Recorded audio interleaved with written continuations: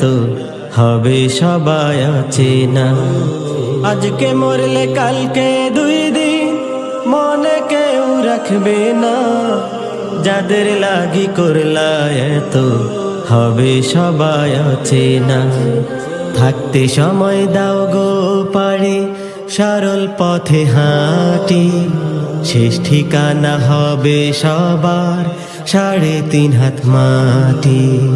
থাকতে সময় দাও গো পারি সরল পথে হাঁটি। শেষ ঠিকানা হবে সবার 3.5 হাত মাটি।